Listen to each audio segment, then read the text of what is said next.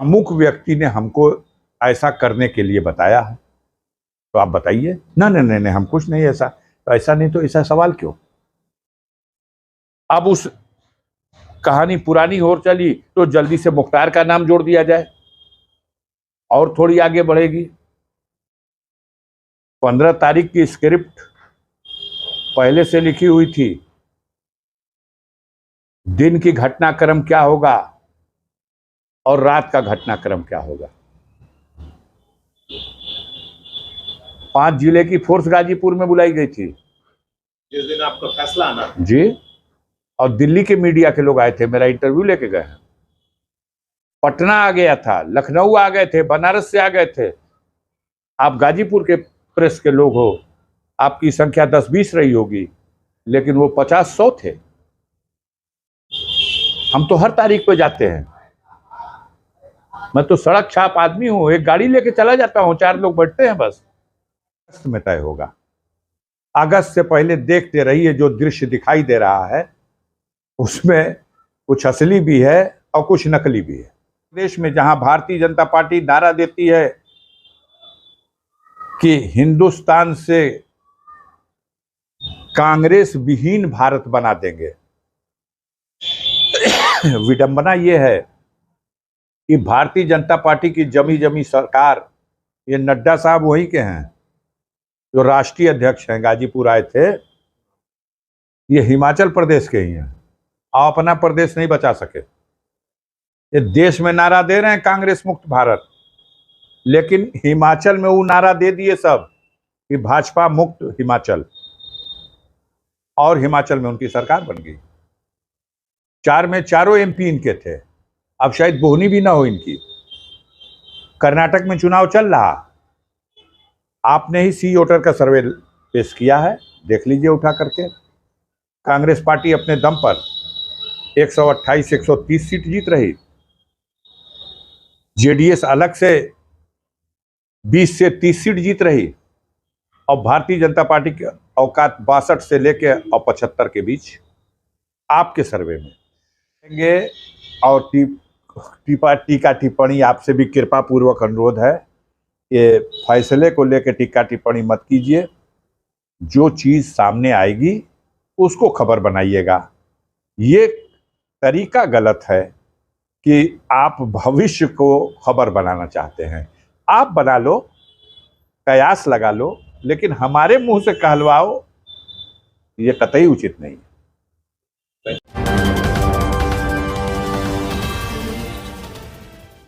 आज की घटना पर अफजाल अंसारी गाजीपुर के सांसद का बड़ा बयान। बीएसपी सांसद अफजाल अंसारी ने अतीक अशरफ हत्याकांड पर दिया बयान। वहीं अफजाल अंसारी ने कहा, कहाँ है शांति? क्या यूपी में निवेश करने वालों का है माहौल? क्या यही देश की सर्वोत्तम कानून व्यवस्था है? देश की जनता 2024 में इस व्यवस्था को चलाने वालों का बजा देगी बाजा। वहीं अफजाल अंसारी ने कहा, साजिश हो रही है, होती रहेगी, लेकिन मारने वाले से बढ़कर है बचाने वाला। अफजाल अंसारी ने कहा कि देश के वरिष्ठ वकील ने कहा कि एक हत्या अतीक की हुई, दूसरी हत्या कानून व्यवस्था की हुई है। वो जनाजा सिर्फ अतीक का नहीं, हमारी कानून व्यवस्था का भी था। हर हुकूमत का हाकिम ऊपर बैठा है। अफजाल अंसारी ने कहा, 15 अप्रैल की स्क्रिप्ट पहले ही लिखी गई थी। दिन में क्या होगा, रात में क्या होगा, मैं सड़क छाप आदमी हूँ। एक गाड़ी में 4 लोगों के साथ कोर्ट चल जाता हूँ, चला आता हूँ। अंत में अफजाल अंसारी ने कहा कि मैं न्यायालय के निर्णय को स्वीकार करने वाला हूँ। अफजाल ने कहा, अगर निर्णय पसंद नहीं आया तो आलोचना नहीं, अपील करूँगा। तो सुने अफजाल अंसारी की जुबानी पूरी कहानी। आप एक जनप्रतिनिधि हैं और आपके ऊपर चार्ज गैंगस्टर का लग जाता है। देखिए, बहुत सारे लोग ये नहीं समझ पाते। यही हमारे देश का असली लोकतंत्र है। किसी के विरुद्ध भी कोई आरोप लगाया जा सकता है। जब आरोप लगाया जाएगा तो विवेचना के माध्यम से आरोप के समर्थन में क्या साक्ष्य संकलित हुए, उस साक्ष्य के आधार पर चार्जशीट प्रेषित की जाती है। लगता है न्याय की क्या उम्मीद है? न्याय पे तो हमारे देश की स्वतंत्र न्यायपालिकाएं ही तो देश के लोकतंत्र को अभी संभाले हुए हैं। तमाम तरह की आशंकाएं और तमाम तरह की चीजें सामने आती हैं, लेकिन आशा की किरण अगर कहीं अभी भी है तो न्यायपालिका में तो अभी भी दिखाई दे रही है। मतलब आप जो भी न्याय, देखिए, लोकतंत्र के तीनों स्तंभ में से एक स्तंभ का मैं भी सदस्य हूं। मैं भी मेंबर ऑफ लेजिस्लेटिव असेंबली की हैसियत से 5 बार जन विश्वास प्राप्त करके उत्तर प्रदेश की विधानसभा का सदस्य रहा हूं और गाजीपुर के लाखों लाख जनता का जन विश्वास हासिल करके 14वीं लोकसभा और अब 17वीं लोकसभा में भी लाख के अधिक अंतरों से चुनाव जीत करके मैं निर्वाचित हूं। तो मेरे नाम का भय है, आतंक है जनता में। इससे बड़ा प्रमाण क्या हो सकता है कि जनता जिसे खुद ही अपना नायक चुन रही है, जनता जिसके ऊपर अपना विश्वास पिछले 40 सालों से, उसके बाद भी अगर कहीं से कोई ऐसा मेरे विरुद्ध है तो हम विश्वास करते हैं कानून में, संविधान में, लोकतंत्र में। हमारे विरुद्ध कोई मामला है तो उसका परीक्षण कोर्ट में हो और परीक्षण के अनुसार जो न्याय के सामने, न्यायालय के सामने जो साक्ष्य है उसके अनुसार न्याय हो। अदालतें बनी हुई हैं, जिस अदालत में ट्रायल हो रहा वो उसके ऊपर अपील की अदालत, दोनों पक्षों को, अभियोजन पक्ष को और हमारे पक्ष को भी, ये हमारे कानून में, संविधान में ये व्यवस्था है कि जो संतुष्ट नहीं होगा निर्णय से वो ऊपर की अदालत में जाएगा और उसके ऊपर की भी अदालतें हैं। उसी लिए सांसद जी, एक बड़ा वाकया अभी प्रयागराज में हुआ और जो तीनों शूटर थे वो बांदा जेल में ही मिले थे एक दूसरे से, और वहीं पे आपके छोटे भाई विधायक, पूर्व विधायक मुख्तार अंसारी भी है, और आप लोगों ने सरकार से और कोर्ट में भी दी हुई थी अर्जी उनकी जान के खतरे की। तो इस पर क्या टिप्पणी है आपके पूरे शूटआउट? देखिए, किस तरह से देखिए, आप पूछ रहे हैं, आप एक सीनियर और गंभीर पत्रकार हैं। ये एक ऐसा बिंदु है जिस बिंदु पर आपका सवाल तो ठीक है, वो सुर्खियां बटोरेगा, लेकिन कितनी शालीनता है आपके पूछने की भाषा में और कितनी विभत्सता होती है उसको प्रस्तुत करने की भाषा में।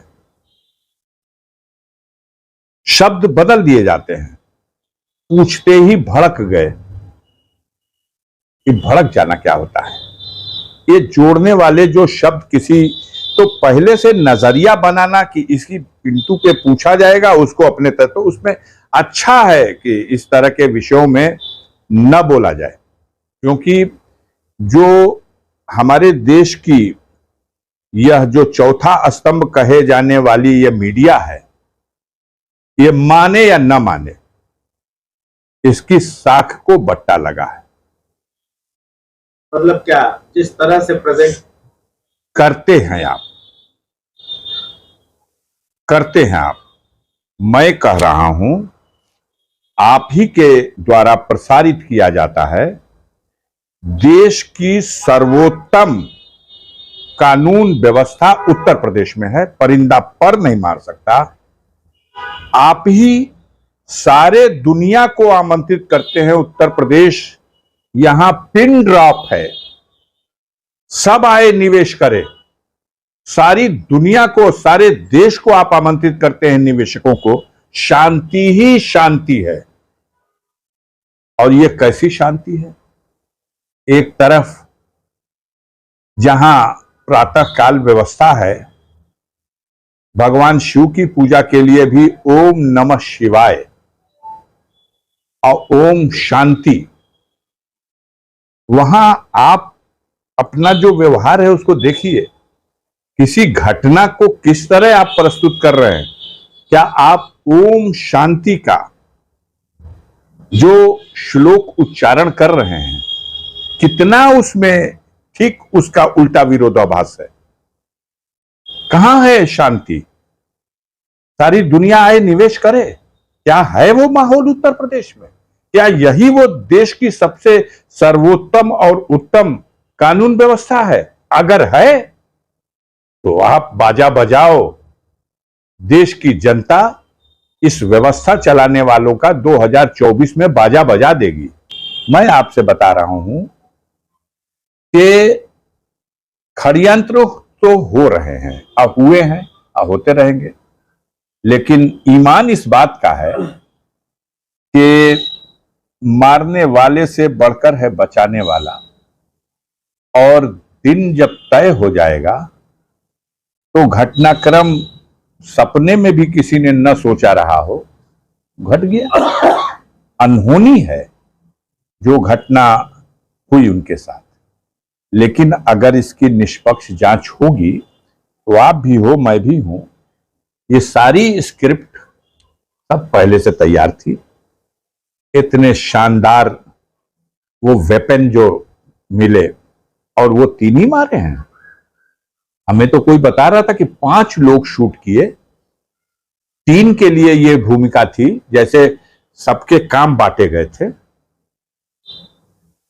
उनमें 3 के लिए ये भूमिका थी, उनका ये रोल था कि तुम लोग जल्दी जल्दी जय श्री राम का नारा भी लगाना और सिलेंडर भी करना, और जब वो गिरे पड़े हों मरणासन स्थिति में तो दौड़ दौड़ के उनके ऊपर भी फायर भी करना, ताकि जल्दी जल्दी फिल्म भी बना के दिखाया जाएगा यही तीनों हैं, यही तीनों।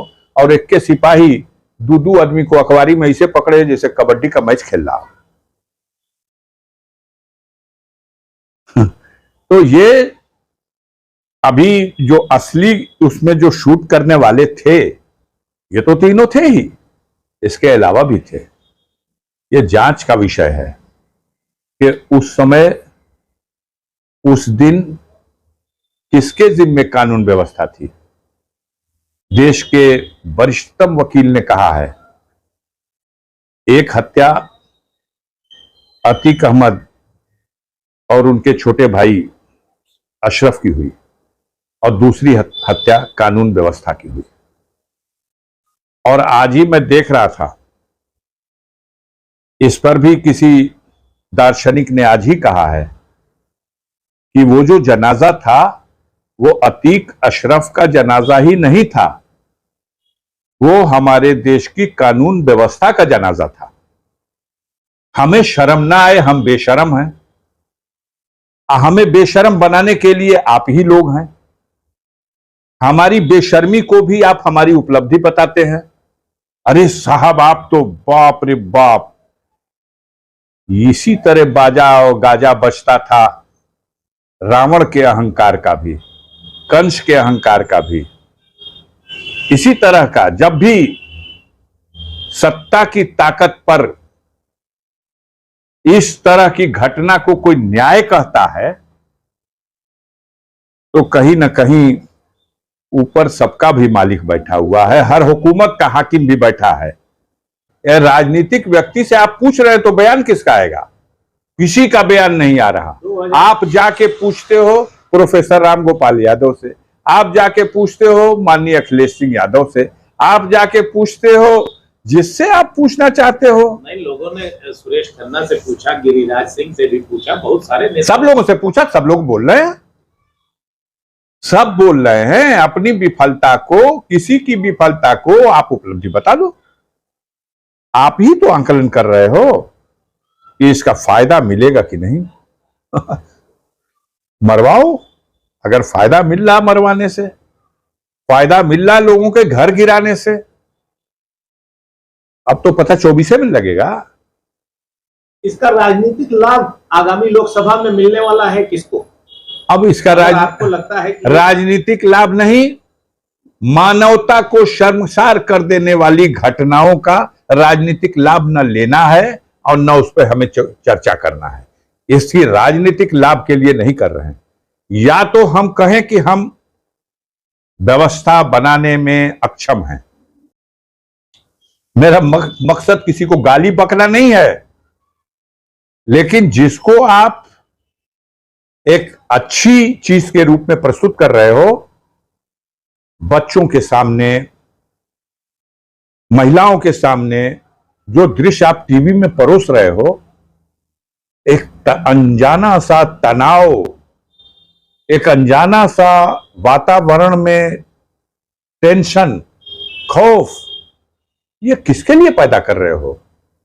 अपने देश के लोगों में तनाव पैदा करना, ये किस सब समाज ने?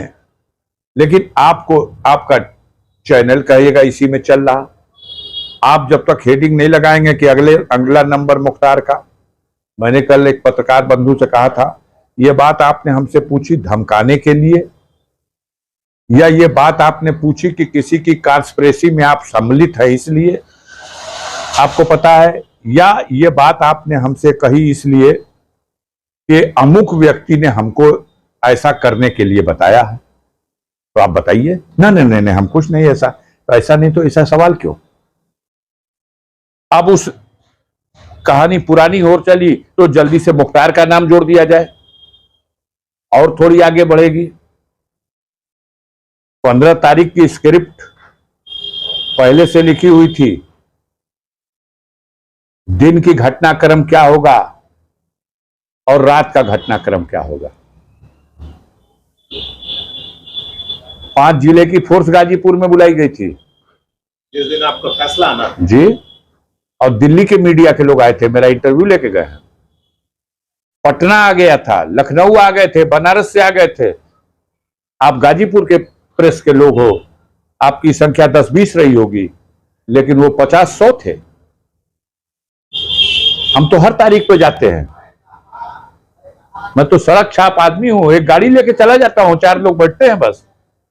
कोई बता रहा था कि आप जो है वो अपने सामान लेकर आए थे गाड़ी में, कि आपको शायद अब फैसला जब सुनने जाता है तो आदमी जिस तरह की परिस्थितियां उत्पन्न होंगी उसके लिए तैयार होके जाना कोई बुरी बात नहीं है, लेकिन कम से कम इस पे तो संतोष कीजिए कि मेरे जैसा आदमी है जो न्यायपालिका में आरोप का विचारण हो और निर्णय का स्वीकार हो। पसंद नहीं आए तो भी उसकी आलोचना नहीं करूंगा, उसकी अपील करूंगा। पूर्वांचल की सियासत में अफजाल अंसारी एक बड़े नाम। अब आप कहां चल रहे हैं इस पे? मैं आपसे एक छोटी सी चीज ये पूछना चाहूंगा कि आगामी लोकसभा में आप क्या देख रहे हैं कि अगली सरकार किसकी आने वाली है, क्या होने वाला है? बहुत अच्छा प्रश्न है आपका। मूल मुद्दे पे आप आए। मैं आपसे ये कहना चाहता हूं कि उत्तर प्रदेश की बात अगस्त में करूंगा, क्योंकि उत्तर प्रदेश में 2024 के चुनाव की असली पटकथा किस तरह से सेना बनेगी ये अगस्त में तय होगा। अगस्त से पहले देखते रहिए, जो दृश्य दिखाई दे रहा है उसमें कुछ असली भी है और कुछ नकली भी है। लेकिन बाकी देश के ज्यादातर हिस्सों में 5 प्रदेशों में तो चुनाव चल रहे हैं। अभी कुछ प्रदेशों में चुनाव हुए। हिमाचल प्रदेश में, जहां भारतीय जनता पार्टी नारा देती है कि हिंदुस्तान से कांग्रेस विहीन भारत बना देंगे। विडंबना यह है कि भारतीय जनता पार्टी की जमी जमी सरकार, ये नड्डा साहब वही के हैं जो राष्ट्रीय अध्यक्ष हैं, गाजीपुर आए थे, ये हिमाचल प्रदेश के ही हैं। आप अपना प्रदेश नहीं बचा सके। ये देश में नारा दे रहे हैं कांग्रेस मुक्त भारत, लेकिन हिमाचल में वो नारा दे दिए सब कि भाजपा मुक्त हिमाचल, और हिमाचल में उनकी सरकार बन गई। 4 में चारों एमपी इनके थे। अब शायद बोहनी भी ना हो इनकी। कर्नाटक में चुनाव चल रहा, आपने ही सी वोटर का सर्वे पेश किया है, देख लीजिए उठा करके।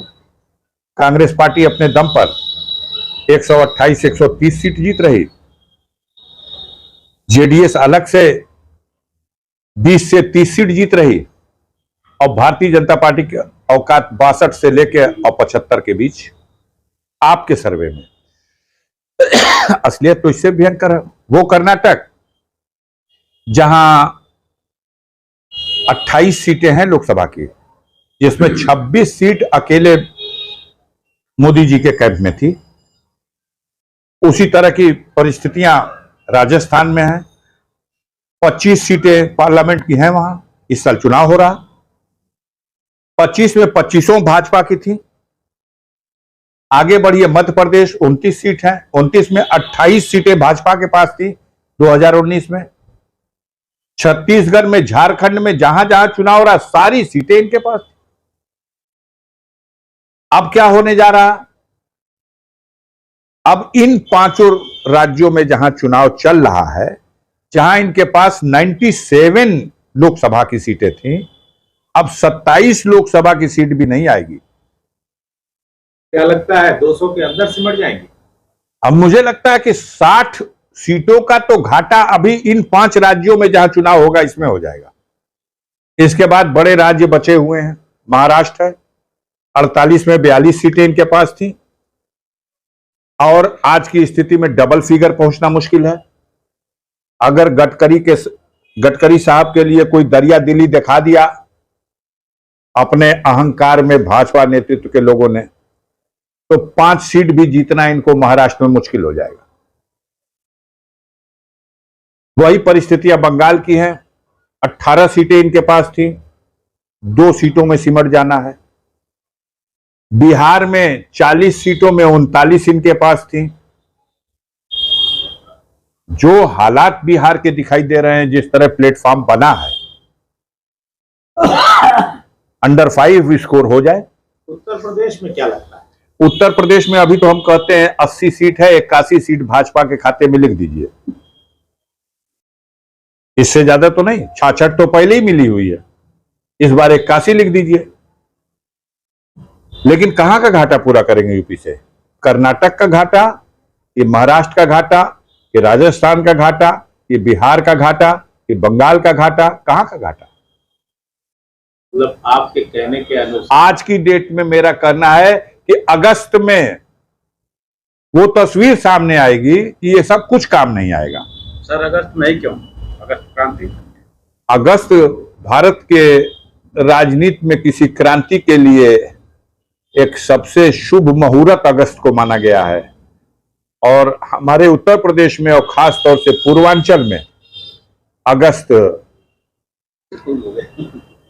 क्रांति के लिए एकदम, आपको मालूम है देश में क्रांति बाद में हुई, देश आजाद हुआ 47 में, और उत्तर प्रदेश का ये पूर्वांचल 42 में 18 अगस्त को झंडा उंडा कांग्रेस का लहरा दिया और ब्रिटिश हुकूमत का झंडा जला दिया। चलते चलते सर एक अंतिम सवाल, 29 तारीख को फैसला आना है, उस दिन अफजाल अंसारी कोर्ट में मौजूद रहेंगे? एकदम रहेंगे, और टीका टिप्पणी आपसे भी कृपा पूर्वक अनुरोध है, ये फैसले को लेकर टीका टिप्पणी मत कीजिए।